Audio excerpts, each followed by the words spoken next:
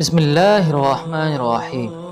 معزز سامعین، گزشتہ میں بتلا چکا ہوں کہ فرعون کو اپنی خدائی بچانے کی ایک ہی صورت نظر آ رہی تھی۔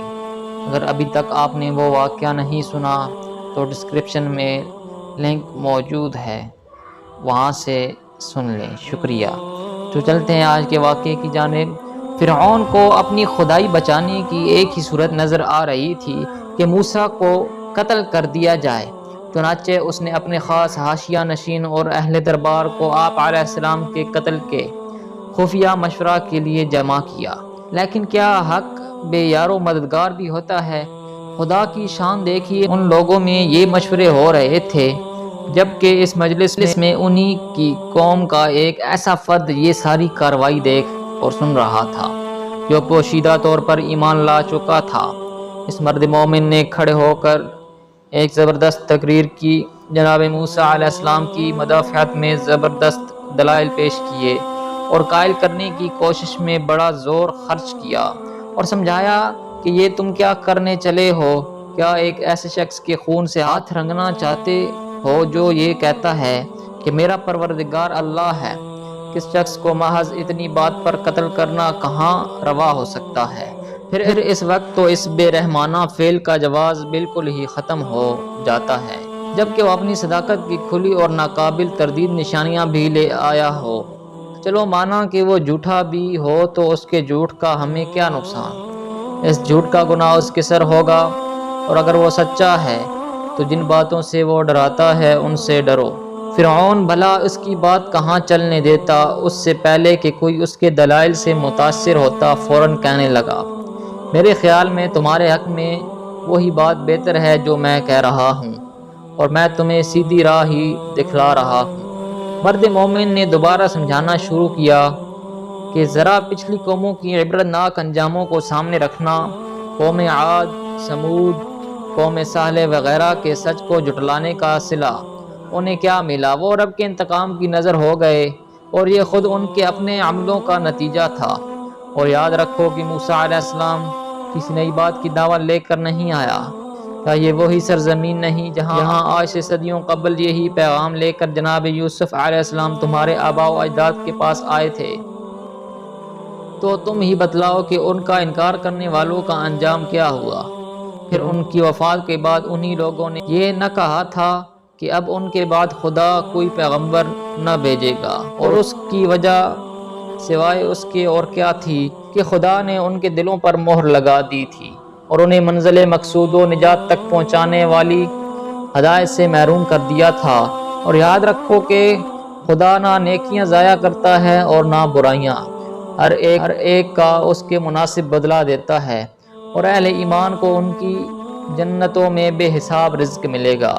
یہ باتیں سن کر وہ پتھر دماغ مصری ایک دم ہتے سے اکڑ گئے اور اس پر لعن طعن کی بوچھاڑ کر دی۔ سوچا کہ موسیٰ کا قصہ تو بعد میں نپٹائیں گے، پہلے ذرا اس کی خبر لے لیں۔ مرد مومن نے انہیں ملامت کرتے ہوئے کہا کہ کیسے معکوس العقل لوگ ہو، میں تمہیں سعادت کی طرف بلاتا ہوں اور تم مجھے شقاوت کی طرف کھینچتے ہو۔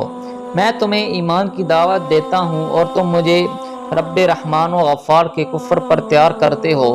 بھلا تم ہی بتلاؤ کہ جن معبودوں کی عبادت پر تم مجھے آمادہ کر رہے ہو وہ نہ کسی کے نفع نقصان کے مالک ہیں اور نہ آخرت میں کچھ کام آنے والے ہیں، اور لوٹنا اسی اللہ کی طرف ہے، اور اس وقت تمہیں میری یہ باتیں یاد آئیں گی پر کچھ کام نہ آئیں گی، اور میرا معاملہ خدا کے سپرد ہے۔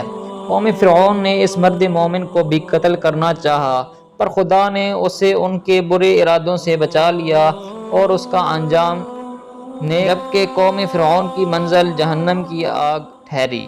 قصہ موسیٰ کے ان واقعات کو قرآن کریم نے ان آیات میں بیان کیا ہے۔ سورہ المومن آیت نمبر 28 تا 35۔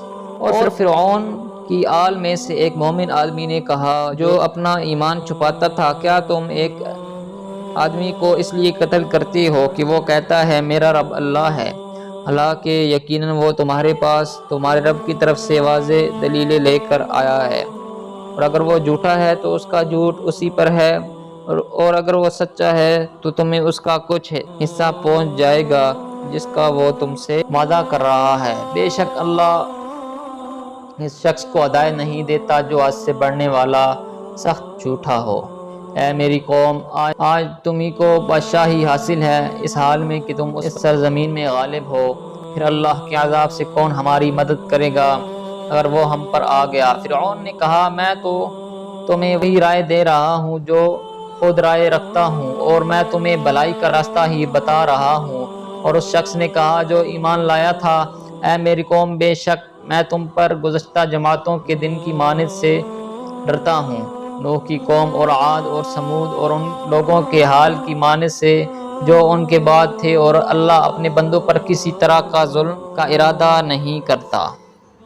اور اے میری قوم، یقیناً میں تم پر ایک دوسرے کو پکارنے کے دن سے ڈراتا ہوں، جس دن تم پیٹ پھیرتے ہوئے بھاگو گے، تمہارے لیے اللہ سے کوئی بچانے والا نہ ہوگا، اور جسے اللہ گمراہ کر دے پھر اسے کوئی ہدایت دینے والا نہیں۔ اور بلا شبہ یقیناً اس سے پہلے تمہارے پاس یوسف واضح دلیلیں لے کر آیا تو تم اس کے بارے میں شک ہی میں رہے جو وہ تمہارے پاس لے کر آیا، جہاں تک کہ جب وہ فوت ہو گیا تو تم نے کہا اس کے بعد اللہ کبھی کوئی رسول نہیں بھیجے گا۔ اسی طرح اللہ ہر اس شخص کو گمراہ کرتا ہے جو حد سے بڑھنے والا شک کرنے والا ہو۔ وہ لوگ جو اللہ کی آیات پر جھگڑتے ہیں بغیر کسی دلیل کے جو ان کے پاس آئی ہوں، بڑی ناراضی کی بات ہے اللہ کے نزدیک اور ان کے نزدیک جو ایمان لائے۔ اسی طرح اللہ ہر متکبر سرکش کے دل پر مہر لگا دیتا ہے۔